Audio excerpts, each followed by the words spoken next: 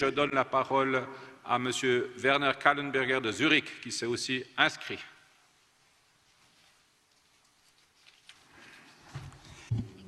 Monsieur le Président, Mesdames et Messieurs, je suis juriste et actionnaire et j'ai tout à fait conscience du fait que dans cette société anonyme de droit spécial, nous n'avons pas vraiment notre mot à dire. Le droit en vigueur, c'est le droit des puissants. Voilà pourquoi nous avons besoin d'un nouveau régime monétaire dans l'intérêt général du pays, comme le dit d'ailleurs la Constitution. En effet, quand on lit attentivement les médias concernant les affaires de bourse, monétaire et en capital, en tant qu'actionnaire de notre Banque nationale prétendument indépendante, on se pose des questions.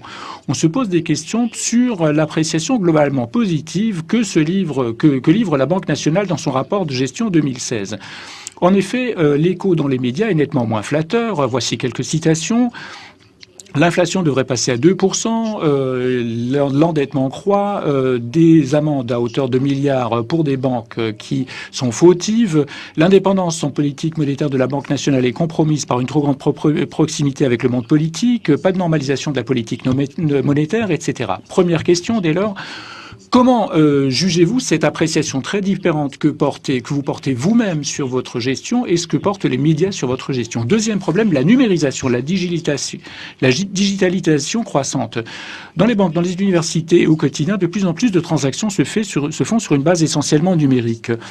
L'un des meilleurs connaisseurs de la technologie du blockchain, Daniel Dice, a critiqué lors du débat monétaire du 3 avril l'incapacité des banques centrales et des banques classiques de régler avec les technologies classiques les problèmes monétaires de base et a prophétisé la fin du monopole de l'État en matière de création de monnaie.